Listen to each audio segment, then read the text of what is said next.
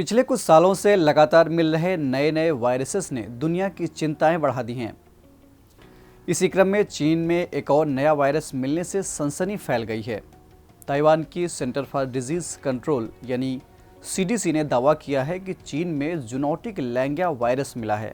इस वायरस से कम 35 लोग संक्रमित हैं। ये वायरस चीन के शेडोंग और हेनान प्रांत में पाया गया है।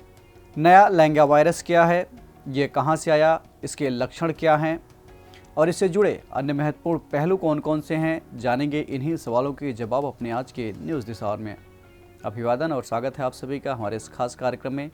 मेरा नाम है केसरी पांडे और आप देख रहे हैं धीर टीवी। लैंगिया वायरस को हेनिपा वायरस के नाम से भी जाना जाता है और ये जानवरों से इंसानों में फैलता है। इस वायरस के प्रसार को ट्रैक करने के लिए न्यूक्लिक एसिड टेस्ट का इस्तेमाल किया जाता है।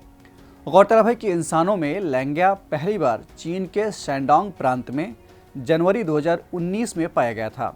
इसके कुछ दिन बाद देश के दूसरे हिस्सों में 14 नए मामलों का पता चला था और अभी इसके संक्रमण की गति एक बार फिर से तेज हो रही है।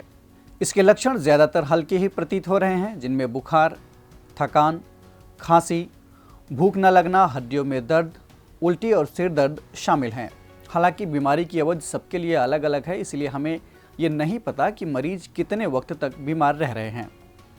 बहुत कम ही लोग ऐसे हैं जिनमें अधिक गंभीर लक्षण दिखे हों। इनमें निमोनिया और जिगर तथा गुर्दे से जुड़ी समस्याएं शामिल हैं। बीमारी कहां से आया, इस बारे में विशेषज्ञों की राय बटी हुई है, लेकिन ज़्यादातर विशेषज्ञों का मानना है कि ये वायरस छछूंदरों की तरह के छोटे जानवरों से आया है, जिनका शरीर लंबा, छोटा, पतले अंग और पंजे वाला होता है।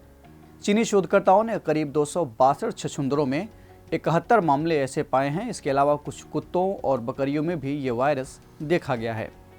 ये नया वायरस दो अन्य वायरस का करीबी दिखाई देता है जो मनुष्यों में पाए जाते हैं। ये हैं निपाह वायरस और हेंड्रा वायरस। हेंड्रा वायरस का पता सबसे पहले 1994 में क्वींसलैंड में चला, जब इससे 14 घोड़ों और प्रशिक्षक विक रेल की मौत हो गई थी। वहीं निपाह एक जूनोटिक वायरस है, यानी ये जानवर से इंसानों में फैलता है। पहली बार यह वायरस वर्ष 1998 और 1999 में मलेशिया और सिंगापुर में फैला था। सबसे पहले यह रोग घरेलू सूअरों में दिखाई दिया था और इसके बाद कुत्तों, बिल्लियों, बकरियों, घोड़ों और भेड़ों सहित घरेलू जानवरों की कई प्रजातियों में भी पाया गया। फ्रूट बैट्स को निपाह वायरस का प्राकृतिक स्रोत माना जाता है। निपाह वायरस के कुछ मामले भारत में भी देखने को आए थे। अब इस आधार पर कुछ विशेषज्ञ मानते हैं कि लैंगिया वायरस एक जूनोटिक वायरस है। हालांकि अभी जो भी जानकारी इस वायरस के बारे में उपलब्ध है वो पर्याप्त नहीं है, इसलिए कोई सटीक बात कहना मुश्किल है। बहरहाल अभी इस हेनिपा वायरस को जैव सुरक्षा स्तर 4 यानी BSL-4 रोगजनक की कैटेगरी में रखा गया है।